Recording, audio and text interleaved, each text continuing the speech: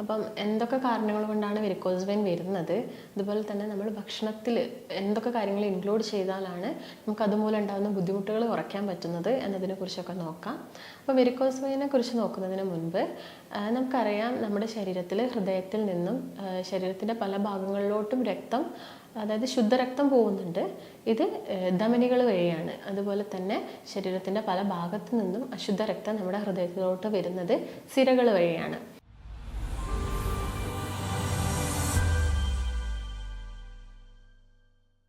നമസ്കാരം, ഞാൻ ഡോക്ടർ ഭാഗ്യ, QNB health കെയറിലെ Ayurveda ഫിസിഷ്യനാണ്.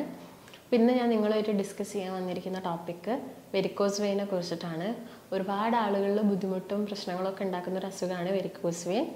അപ്പം എന്തൊക്കെ കാരണങ്ങൾ കൊണ്ടാണ് വെരിക്കോസ് വെയിൻ വരുന്നത്, അതുപോലെ തന്നെ നമ്മൾ ഭക്ഷണത്തിൽ എന്തൊക്കെ കാര്യങ്ങൾ ഇൻക്ലൂഡ് ചെയ്താലാണ് നമുക്ക് അതുമൂലം ഉണ്ടാകുന്ന ബുദ്ധിമുട്ടുകൾ കുറയ്ക്കാൻ പറ്റുന്നത് എന്നതിനെക്കുറിച്ചൊക്കെ നോക്കാം.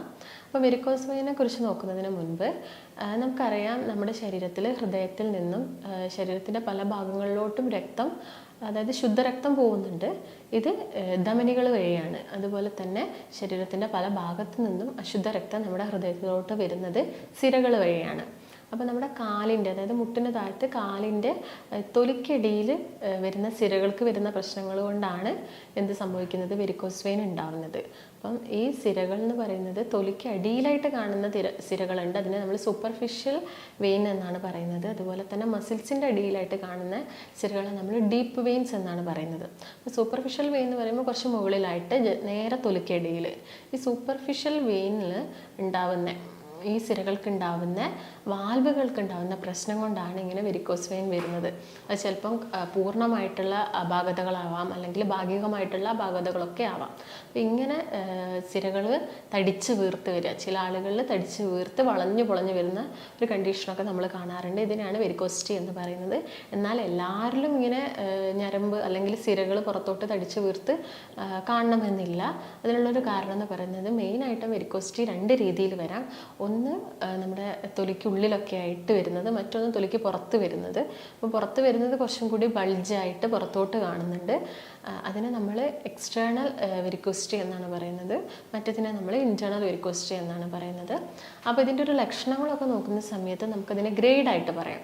ഗ്രേഡായിട്ട് പറയുന്ന സമയത്ത് ഒരു ഫസ്റ്റ് ഗ്രേഡ് 1 എന്ന് പറയുന്ന സമയത്ത് കൂടുതലായിട്ടും ആളുകൾ ഒരു സ്പൈഡർ വെബ്, അതായത് ഒരു ചിലന്തി വല പോലെ ഈ വെരിക്കോസിറ്റി കാണാം. അത് ചിലപ്പോൾ നമ്മുടെ കാലിൻ്റെ തുടയ്ക്ക് ബാക്ക് സൈഡിലായിട്ട് വരാം, അല്ലെങ്കിൽ ആ മുട്ടിൻ്റെ ബാക്ക് സൈഡിലോട്ടായിട്ട് വരാം, അല്ലെങ്കിൽ കണങ്കാലിൻ്റെ ഭാഗത്തൊക്കെ ചെറിയ രീതിയിൽ ചിലന്തി വല കാണപ്പെടാം. അതാണ് ഒരു ഫസ്റ്റ് ഗ്രേഡ് പറയുന്നത്. സെക്കൻഡ് ഗ്രേഡ് നോക്കുന്ന സമയത്ത് ഈ വെയിനുകൾ, സിരകൾ കുറച്ചും കൂടി ഒന്ന് തടിച്ചു വരും. അത് കൂടുതലായിട്ട് മുട്ടിൻ്റെ താഴത്തൊക്കെ ആയിരിക്കും ആളുകൾ തടിച്ചു വരുന്നത് കാണുന്നത്. കാലിൻ്റെ എല്ലാ ഭാഗത്തും വരും, അതായത് തുടയുടെ ഭാഗങ്ങളിലൊക്കെ ചില ആളുകളിൽ കണ്ടുവരാറുണ്ട്. ഒരു ഗ്രേഡ് 3 എന്ന് പറയുന്ന സമയത്ത് കൂടുതലായിട്ടും നീര് വരുന്നതാണ്. അതായത് ഈ കണങ്കാലിൻ്റെ ഭാഗത്തൊക്കെ ആളുകളിൽ നീര് വരിക. അവർ ചിലപ്പം കൂടുതൽ സമയം നിന്ന് ജോലി ചെയ്യുന്ന ആളുകളാണെങ്കിൽ കൂടുതലായിട്ട് ഒരു വൈകുന്നേരങ്ങളാവുന്ന സമയത്തായിരിക്കും ഈ നീര് വന്ന് കിടക്കുന്നുണ്ടാവുക. രാവിലെ ചിലപ്പം ഉറങ്ങി എണീറ്റ് കഴിയുന്ന സമയത്ത് നീരൊക്കെ പോകും. പിന്നീടും വീണ്ടും നമ്മുടെ ജോലിയുടെ ഭാഗമായിട്ട് അത് വരും. അതുകൊണ്ട് തന്നെ ഇതിന് നമ്മളൊരു ഒക്യുപ്പേഷണൽ ഡിസീസ് എന്നാണ് പറയുന്നത്. കൂടുതലായിട്ടും ഈ നിന്ന് ജോലി ചെയ്യുന്ന പോലീസ്, സെക്യൂരിറ്റീസ്, ഈ ട്രാഫിക് പോലീസസ്, നഴ്സസ്, ടീച്ചേഴ്സ്, ഇവരിലൊക്കെയാണ് ഇത് കൂടുതലായിട്ടും കാണുന്നത്. അതുപോലെ തന്നെ സ്ത്രീകളിലും നമ്മൾ പറയാറുണ്ട് കുറച്ച് കൂടുതലായിട്ടാണ് കാണുന്നതെന്ന്. അതിനുള്ളൊരു കാരണം എന്ന് പറയുന്നത്, ഈ പ്രസവ സമയത്ത് അല്ലെങ്കിൽ അവർ കൂടുതൽ സ്ട്രെയിൻ ചെയ്യുക, അല്ലെങ്കിൽ ഈ പ്രഗ്നൻ്റ് ആയിരിക്കുന്ന സമയത്ത് അവർക്ക് വരുന്നൊരു വെയിറ്റ് ഗെയിന്, അല്ലെങ്കിൽ ഒരു ഹോർമോണൽ ചേഞ്ചൊക്കെയാണ്. എന്നാൽ ഒരു 70% സ്ത്രീകളിലും ഒരു ഡെലിവറി കഴിഞ്ഞതിന് ശേഷം ഇത് നോർമൽ ആവാറുണ്ട്. ഒരു 30% ആളുകളിൽ മാത്രമേ ഇത് അങ്ങനെ തന്നെ, അതായത് ആ ഒരു വേദനയും കടച്ചിലും കാര്യങ്ങളൊക്കെ ഉണ്ടാവാറുള്ളൂ. പിന്നെ ഒരു 4th സ്റ്റേജ് എന്നൊക്കെ പറയുന്ന സമയത്താണ് അവിടെ ഒരു നിറവ്യത്യാസവും അതുപോലെ തന്നെ ചൊറിച്ചിലൊക്കെ അനുഭവപ്പെടും ഒരു കണങ്കാലിൻ്റെ ഭാഗത്ത്. അതായത് ഒരു അൾസറിൻ്റെ മുൻപുള്ളൊരു സ്റ്റേജാണ് ഇങ്ങനെ നിറവ്യത്യാസവും അതുപോലെ നന്നായിട്ടുള്ളൊരു ചൊറിച്ചിലൊക്കെ ഉണ്ടാവുന്നത്. അപ്പോൾ ഒരു 5th സ്റ്റേജിൽ അൾസറായിട്ട് മാറാം, വ്രണങ്ങളായിട്ട് മാറാം. ഒരു 6th ഒക്കെ ആവുന്ന സമയത്താണ് ബ്ലീഡിങ് കൂടുതലായിട്ടൊക്കെ കണ്ടുവരുന്നത്. അപ്പോൾ ലക്ഷണങ്ങൾ പറയുകയാണെങ്കിൽ നമ്മൾ മെയിനായിട്ടും ഈ ഗ്രേഡ് അനുസരിച്ചിട്ടാണ് പറയുന്നത്. ഇനി കാരണങ്ങൾ നോക്കുകയാണെങ്കിൽ ആദ്യം തന്നെ പറയേണ്ട ഒരു കാരണം പ്രായം തന്നെയാണ്. പ്രായമാവുന്നതിനനുസരിച്ച് നമ്മുടെ മസിൽസ്, കാലുകളിലുള്ള മസിൽസിന് വരുന്നൊരു വീക്ക്നെസ്, ബലക്കുറവ് ഉണ്ടാവുക, അതുപോലെ തന്നെ രക്തക്കുഴലുകളുടെ ഇലാസ്റ്റിസിറ്റി നഷ്ടപ്പെടുക, അതുമൂലം തന്നെ രക്തക്കുഴലുകൾ ഉണ്ടാക്കിയിരിക്കുന്ന കൊളാജൻ, ഇലാസ്റ്റിൻ, പ്രോട്ടീൻസ് ഒക്കെ കുറയുക. ഇതുമൂലം പ്രായമാകുന്ന സമയത്ത് വെരിക്കോസിറ്റി വരാനുള്ളൊരു ചാൻസ് കൂടുതലാണ്. മറ്റൊരു കാരണം നോക്കുകയാണെങ്കിൽ പാരമ്പര്യമാണ്. അതായത് ഇപ്പം നമ്മളെ വീട്ടിലാർക്കെങ്കിലും ഉണ്ടെങ്കിൽ ചിലപ്പോൾ അത് നമ്മളെ നെക്സ്റ്റ് ജനറേഷനിലും വരാനുള്ളൊരു ചാൻസ് ഉണ്ട്. മറ്റൊരു കാരണം നോക്കുകയാണെങ്കിൽ കുറേ സമയം നിന്ന് ജോലി ചെയ്യുന്ന ആളുകളിലാണ്. നിന്ന് ജോലി ചെയ്യുന്ന സമയത്ത് നമ്മൾ കൂടുതലായിട്ട് ഒരു സ്ട്രെയിന് കാലിന് കൊടുക്കുന്നു. ഇതുമൂലം വാൽവുകൾക്ക് തകരാറ് സംഭവിക്കുന്നു. മറ്റൊരു കാരണം നോക്കുകയാണെങ്കിൽ ഹോർമോണിൽ ഉണ്ടാകുന്ന വ്യത്യാസങ്ങൾ. സ്ത്രീകളെ നോക്കുകയാണെങ്കിൽ ഞാൻ പറഞ്ഞു, ഡെലിവറി സമയത്തോ അല്ലെങ്കിൽ ആർത്തവവിരാമത്തിന് ശേഷം അവർക്ക് വരുന്നൊരു ഹോർമോണൽ ചേഞ്ച് കാരണം ഇങ്ങനെ വെരിക്കോസിറ്റി വരാം. പിന്നുള്ളൊരു കാരണം നോക്കുകയാണെങ്കിൽ ന്യൂട്രീഷണൽ ഡെഫിഷ്യൻസിയാണ്. അതായത് എന്തെങ്കിലും ഒരു ന്യൂട്രീഷൻ, വൈറ്റമിൻസിൻ്റെയോ മിനറൽസിൻ്റെയോ ഒക്കെ ഡെഫിഷ്യൻസി കാരണം നമ്മുടെ ശരീരത്തിൽ ഒരു അമിനോ ആസിഡ്സ് കൂടുതലായിട്ട് ഉൽപ്പാദിപ്പിക്കപ്പെടുക. അതായത് നാച്ചുറലി പ്രസൻ്റ് ആയിട്ടുള്ള ഒരു ഹീമോസിസ്റ്റിൻ എന്ന് പറഞ്ഞ അമിനോ ആസിഡ്സ് ഇങ്ങനെ ന്യൂട്രീഷണൽ ഡെഫിഷ്യൻസി ആവുന്ന സമയത്ത് കൂടുതലായിട്ട് ഉണ്ടാവുന്നു. ഇത് നമ്മുടെ കൊളാജൻ, അതുപോലെ തന്നെ ഇലാസ്റ്റിൻ, പ്രോട്ടീൻസിൻ്റെ ഒക്കെ അളവിൽ കുറവ് വരുത്തുന്നു. അതുമൂലം നമ്മുടെ വാൽവുകൾക്കൊക്കെ തകരാറ് സംഭവിക്കാം, രക്തക്കുഴലുകൾക്ക് ബലം കുറയാം, അതുകൊണ്ട് വെരിക്കോസിറ്റി വരാറുണ്ട്. മറ്റൊരു കാരണം നോക്കുകയാണെങ്കിൽ നിങ്ങളിപ്പം കൂടുതലായിട്ടും വെയിറ്റൊക്കെ പൊക്കുന്ന ആളുകളാണെങ്കിൽ, അതായത് ഇപ്പോൾ ജിമ്മിലൊക്കെ പോകുന്ന ആളുകളാണെങ്കിൽ അവർ നന്നായിട്ട് വെയിറ്റ് പൊക്കും. ഈ സമയത്ത് നമ്മൾ കൂടുതൽ ശ്വാസം മുകളിലോട്ട് എടുക്കുന്നത്, അതായത് ഓക്സിജൻ മുകളിലോട്ട് എടുക്കുന്ന സമയത്ത് താഴത്ത് നിന്ന്, അതായത് കാലിൽ നിന്നും മുകളിലോട്ട് രക്തം തിരിച്ചു വരണം. അവിടെ ഒരു സ്റ്റാഗ്നേഷൻ അല്ലെങ്കിൽ ഈ ഒരു ബ്ലഡിൻ്റെ ഫ്ലോ അവിടെ കുറയുന്നു. ഇതുമൂലം നമുക്ക് എന്ത് വരാം? വെരിക്കോസിറ്റി വരാം. അപ്പോൾ മെയിനായിട്ട് പറയുകയാണെങ്കിൽ ഇതൊക്കെ തന്നെയാണ് പ്രധാന കാരണങ്ങൾ. അതുപോലെ തന്നെ വെയിറ്റ്, അമിത ഭാരം ഉണ്ടാകുന്നത്, വെരിക്കോസ് വെയിൻ ഉള്ള ആളുകൾ പിന്നീട് ഭാരം കൂടുന്നത് ശ്രദ്ധിക്കണം. അതുപോലെ തന്നെ അവർക്ക് ഇടയ്ക്കിടയ്ക്ക് വരുന്ന കോൺസ്റ്റിപ്പേഷനും കാര്യങ്ങളും ഈ കണ്ടീഷന് വല്ലാതെ, അതായത് ആ ഒരു കണ്ടീഷൻ വല്ലാതെ സീവിയർ ആക്കാനുള്ളൊരു കാരണം കൂടിയാവുന്നുണ്ട്. അപ്പോൾ ഇതൊക്കെ തന്നെയാണ് പ്രധാനപ്പെട്ട ചില കാരണങ്ങൾ. അപ്പോൾ ഇതിനു വേണ്ടി നിങ്ങൾ ശ്രദ്ധിക്കേണ്ട ചില കാര്യങ്ങൾ എന്തൊക്കെയാണെന്ന് വെച്ചാൽ, ഒന്ന് ലോങ് സ്റ്റാൻഡിങ്, കുറേ സമയം നിന്ന് ജോലി ചെയ്യുന്നവർ, കുറേ സമയം കണ്ടിന്യൂസ് ആയിട്ട് ഇരുന്ന് ജോലി ചെയ്യുന്ന ആളുകളിലൊക്കെ വെരിക്കോസിറ്റി വരും. ഇങ്ങനെയുള്ള ആളുകൾ പകൽ സമയം നിൽക്കുമ്പം കംപ്രഷൻ സ്റ്റോക്കിങ്സ് യൂസ് ചെയ്യുക. ഇപ്പം ഒരുപാട് കംപ്രഷൻ സ്റ്റോക്കിങ്സ് അവൈലബിൾ ആണ്. അത് മാക്സിമം പകൽ സമയത്ത് യൂസ് ചെയ്യുക. രാത്രി കിടന്ന് ഉറങ്ങുന്ന സമയത്താണെങ്കിൽ ബാൻഡേജസ് യൂസ് ചെയ്യുക. ബാൻഡേജസ് യൂസ് ചെയ്യുന്ന സമയത്ത് നിങ്ങൾ എപ്പോഴും കാലിൻ്റെ താഴ്ഭാഗത്ത് നിന്ന് മുകളിലോട്ട് വലിച്ചു വേണം കെട്ടാൻ. അപ്പം രാത്രി കെട്ടുന്ന സമയത്ത് കുറച്ച് ടൈറ്റായിട്ട് കെട്ടിയിട്ട് കിടന്നുറങ്ങുക. അതാണ് മെയിനായിട്ട് ശ്രദ്ധിക്കേണ്ടത്. അതുപോലെ തന്നെ എപ്പോഴും നമ്മുടെ ഹാർട്ടിനേക്കാളും കുറച്ച് ഉയർന്ന് വേണം നമ്മുടെ കാലുണ്ടാവാൻ. അതുകൊണ്ടൊരു 2-3 തലയണ വെച്ചിട്ട് അതിൻ്റെ മുകളിൽ കാല് വെച്ച് കിടന്നുറങ്ങാനും നോക്കുക. പിന്നെ നമ്മൾ എന്തായാലും ഒരു വേദനയും കടച്ചിലൊക്കെ ഉള്ളതുകൊണ്ട് തന്നെ നമ്മൾ എന്തായാലും ഒരു ഓയിൽ മസാജോ കാര്യങ്ങളൊക്കെ എന്തായാലും ചെയ്യും. ഇങ്ങനെ മസാജൊക്കെ ചെയ്യുന്ന സമയത്ത് അധികം പ്രഷർ കൊടുക്കരുത്. പ്രഷർ കൊടുക്കുന്ന സമയത്ത് ഈ രക്തക്കുഴലുകളുടെ ഭിത്തിയിൽ, അതായത് വാൽവിന് തകരാറ് സംഭവിച്ചതുകൊണ്ട് തന്നെ അവിടെ രക്തം കട്ട പിടിക്കാനുള്ളൊരു ചാൻസ് ഉണ്ട്. അതുകൊണ്ടാണ് ഈ ഞരമ്പുകളും സിരകളൊക്കെ പുറത്തോട്ട് തടിച്ച് കാണുന്നത്. അപ്പോൾ നമ്മൾ കൂടുതൽ പ്രഷർ ചെയ്ത് മസാജ് ചെയ്യുന്ന സമയത്ത് ഈ കട്ടകളൊക്കെ അതിൻ്റെ ഭിത്തിയിൽ നിന്ന് ചെറുതായിട്ട് അടർന്നിട്ട് ശരീരത്തിൻ്റെ മറ്റു ഭാഗങ്ങളിലൊക്കെ പോയി പറ്റിപ്പിടിച്ചിരിക്കാം. അത് ചിലപ്പം സ്ട്രോക്ക് പോലുള്ള കണ്ടീഷൻസൊക്കെ ഉണ്ടാക്കാം. അതുപോലെ തന്നെ അധികം ചൂട് പിടിക്കുന്നതും നല്ലതല്ല. അധികം ചൂട് പിടിക്കുകയും വേണ്ട. അതുപോലെ തന്നെ അധികം പ്രഷർ ചെയ്ത് മസാജ് ചെയ്യരുത്. ഇതുപോലെ തന്നെ മസാജ് ചെയ്യുന്ന സമയത്ത് എപ്പോഴും താഴ്ഭാഗത്ത് നിന്ന് മുകൾ ഭാഗത്തേക്ക് വേണം മസാജ് ചെയ്യാൻ. നോർമലി നമ്മൾ എന്ത് കണ്ടീഷൻസിനും മുകളിൽ നിന്ന് താഴോട്ടാണ്, എന്നാൽ ഇത് എപ്പോഴും താഴ്ഭാഗത്ത് നിന്ന് മുകൾ ഭാഗത്തോട്ട് വേണം മസാജ് ചെയ്യാൻ. ഇതൊക്കെയാണ് ശ്രദ്ധിക്കേണ്ടത്. അതുപോലെ തന്നെ ശ്രദ്ധിക്കേണ്ട ഒരു കാര്യം, അമിത ഭാരം ആവാതെ നോക്കുക, മലബന്ധം കുറയ്ക്കുക, പിന്നെ രക്തം ശുദ്ധീകരിക്കുന്ന ഭക്ഷണങ്ങൾ ഇൻക്ലൂഡ് ചെയ്യുക. അതായത് ചെറുനാരങ്ങ, മഞ്ഞൾ, ഇലക്കറികൾ ധാരാളം കഴിക്കാൻ നോക്കുക. അതുപോലെ തന്നെ വെള്ളം ധാരാളം കുടിക്കുക. എക്സസൈസ് ചെയ്യുന്ന സമയത്ത് വിഗറസ് ആയിട്ട്, അതായത് ഭയങ്കര ശക്തിയോടുകൂടി എക്സസൈസ് ഒന്നും ചെയ്യേണ്ട ആവശ്യമില്ല. വെരിക്കോസ് വെയിൻ ഉള്ള ആളുകൾ അങ്ങനെ ചെയ്യുന്ന സമയത്ത് അവരുടെ കാലിൻ്റെ വേദന കൂടാനുള്ളൊരു ചാൻസ് ഉണ്ട്. അതുകൊണ്ട് നടത്തൊക്കെ ആണെങ്കിൽ തന്നെ ഒരു ഹാഫ് ആൻ അവർ നടക്കുന്നത് വളരെ സ്ലോ ആയിട്ട് മെല്ലെ മെല്ലെ നടക്കുന്നതായിരിക്കും കുറച്ചും കൂടി നല്ലത്. അപ്പോൾ ഇതൊക്കെയാണ് മെയിനായിട്ട് ശ്രദ്ധിക്കേണ്ട കാര്യങ്ങൾ. ഇനി നിങ്ങൾ എന്തൊക്കെ സാധനങ്ങളാണ് ഭക്ഷണത്തിൽ ഇൻക്ലൂഡ് ചെയ്യേണ്ടതെന്ന് നോക്കുന്ന സമയത്ത് ആദ്യം തന്നെ നമുക്ക് മലബന്ധം കുറയ്ക്കണം. അതുപോലെ തന്നെ ഓവർ വെയിറ്റ് ഉള്ള ആളുകളാണെങ്കിൽ വെയിറ്റ് റെഡ്യൂസ് ചെയ്യുക. അപ്പോൾ മലബന്ധം കുറയ്ക്കാൻ നമ്മൾ കൂടുതലായിട്ടും ഫൈബേഴ്സ് അടങ്ങിയ, നാരുകൾ അടങ്ങിയ ഭക്ഷണങ്ങളാണ് കഴിക്കേണ്ടത്. അതെന്ന് പറയുന്ന സമയത്ത് ഇപ്പോൾ പഴങ്ങളാണെങ്കിലും പച്ചക്കറികളാണെങ്കിലും ഒക്കെ നാരുകൾ അടങ്ങിയത് കഴിക്കാം. പഴങ്ങൾ കഴിക്കുന്ന സമയത്ത് ജ്യൂസ് ആക്കുന്ന സമയത്ത് നാര് പോവും. അപ്പോൾ നോർമലി കട്ട് ചെയ്ത് കഴിക്കാൻ നോക്കുക. പച്ചക്കറികൾ നോക്കുകയാണെങ്കിൽ beans, capsicum, capsicum, broccoli, cauliflower, cabbage, ഇതിലൊക്കെ ഒരുപാട് നാരുകളുണ്ട്. അതുപോലെ തന്നെ ഇലക്കറികൾ കഴിക്കാൻ നോക്കുക. ഇലക്കറികൾ കഴിക്കുന്ന സമയത്ത് അതിൽ ഒരുപാട് മാഗ്നീഷ്യം ഉണ്ട്. മാഗ്നീഷ്യം ഉള്ളതുകൊണ്ട് തന്നെ നമ്മുടെ മസിൽസിനൊക്കെ അതൊരു ബലം കൊടുക്കും. പിന്നെ ഇലക്കറികൾ കഴിക്കുമ്പോൾ നമ്മൾ മൂത്രത്തിൻ്റെ അളവ് കൂടുന്നത് വഴി ഇങ്ങനെ ഉണ്ടാകുന്ന നീരുകളൊക്കെ കുറയ്ക്കാൻ സഹായിക്കും.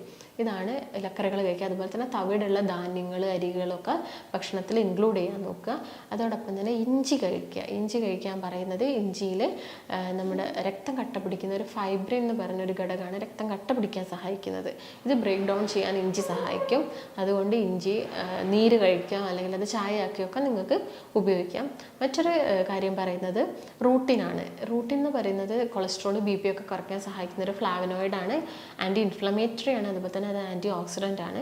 കൂടുതലായിട്ടും ബെറി ഫ്രൂട്ട്സിലാണ് കാണുന്നത്. അതായത് ബ്ലൂബെറി, ബ്ലാക്ക്ബെറി, പിന്നെ നമ്മുടെ ആപ്പിൾ കാണുന്നുണ്ട്, അതുപോലെ തന്നെ മുന്തിരിയിൽ കാണുന്നുണ്ട്.